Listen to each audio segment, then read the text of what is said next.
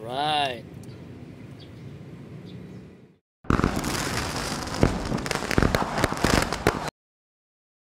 At so ayan nga mga kapanot, so ito yung naging resulta nung ating pagpapalahi dun sa ating huling vlog kay Milsim Black at kay Boston So ayan, tatlo lang yung nabuhay mga kapanot.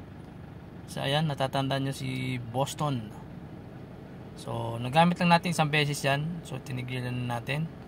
At yun naman ang kanyang asawang si Milsim Black. So sa sobrang itim niya mga loads, hindi makita kahit may araw.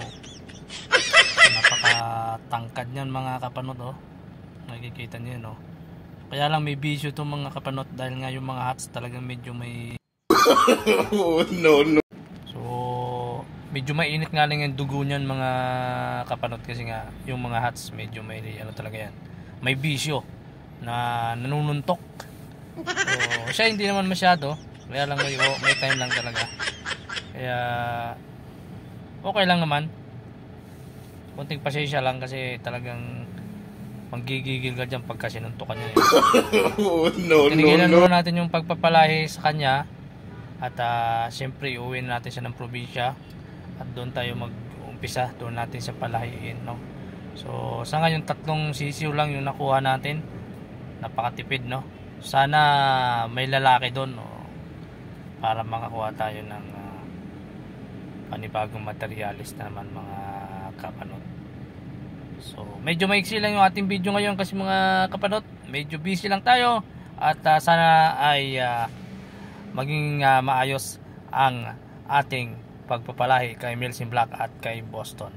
Ayan, so napakaganda niya Wow! Ayan poging pogi, magandang maganda, pogi at si maganda. Alright. At siyempre babalitaan ko kayo kung mapapalaki na natin yung tatlong sisiw na ating nakuha kay Milsim Black at kay Boston. Alright. So ayan, so papahinga natin yan at may lalaban na natin yan mga kapanot. So babalitaan ko kayo kung nanalo yan So ito, iuwi na natin probinsya to, doon natin to pararamihin.